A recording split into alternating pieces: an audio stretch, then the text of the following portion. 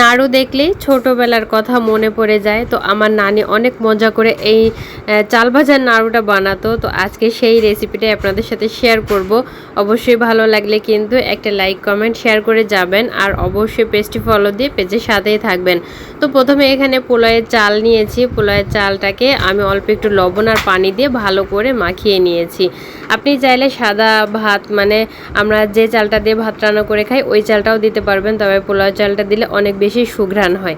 তো যাই হোক, চালটা খুব সুন্দর করে আমি ভেজে নিয়েছি, দেখতেই পাচ্ছেন একদম মুচমুচা করে ভেজে নিয়েছি। একটা বাটিতে নিয়ে নিলাম, একটু ঠান্ডা করে নিয়ে তারপর একটা ব্লেন্ডার জারে নিয়ে এটাকে গুঁড়া করে নেব। আপনি চাইলে কিন্তু শিলপাটার ভিতরেও এটা গুঁড়ো করে নিতে পারেন। অন্য একটা কড়াইতে 1 চামচ ঘি দিয়ে নারকেল কোড়া দিয়ে দিলাম। এখানে একটা নারকেল কোড়া দিয়েছি আর অল্প করে একটু চিনি দিয়েছি। দারচিনি দিয়ে দিলাম, এলাচ দিয়ে দিলাম 2টা, আর একটা তেজপাতা ভালোভাবে চিড়ে এভাবে ছোট ছোট করে দিয়ে দিলাম। এখন অল্প একটু সময় একটু ভেজে নিব। ভাজা হয়ে গেলে তারপরে সেই আগে থেকে চাল যে গুঁড়ো করে রেখেছিলাম সেই গুঁড়োটা দিয়ে দিলাম। চাল ভাজা, নারকেল সবকিছু একসাথে ভালো করে মেশানোর পরে দেখুন এই পর্যায়ে এসেছে, মানে একেবারে ঝুরা ঝুরা হয়ে গেছে। তখন আমি এখানে গুড় দিয়ে দিলাম। গুড় দিলে কালারটা একটু সুন্দর আসবে নাড়ুর, এই জন্য গুড় দেয়া। আপনি চাইলে পুরাটাই চিনি দিয়েও এই নাড়ুটা বানাতে পারবেন। এখানে খেজুরের গুড়টা দিয়ে দিলাম, দিয়ে সুন্দর একটা কালার চলে আসছে, দেখতে পাচ্ছেন। এখন এর ভিতরে যে মশলাগুলো দিয়েছিলাম ওই মশলাগুলো আমি তুলে নিয়েছি, কারণ এগুলো নাড়ুর ভিতরে থাকলে খেলে কিন্তু দাঁতের নিচে পড়লে ভালো লাগবে না।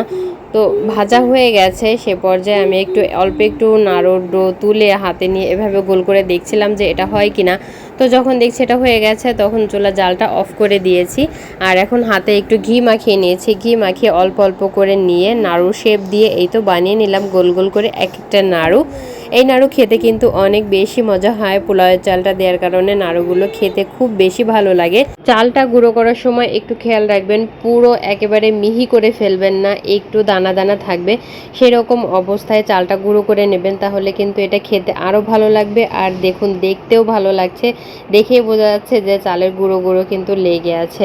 তো যাই হোক, সমস্ত নাড়ুগুলো আমি বানিয়ে নিয়েছি, আর অবশ্যই গরম গরম থাকা অবস্থায় এই নাড়ুগুলো বানিয়ে নেবেন, কারণ ঠান্ডা হয়ে গেলে কিন্তু ডোটা শক্ত হয়ে যাবে, তখন আর এই নাড়ুগুলো বানাতে পারবেন না।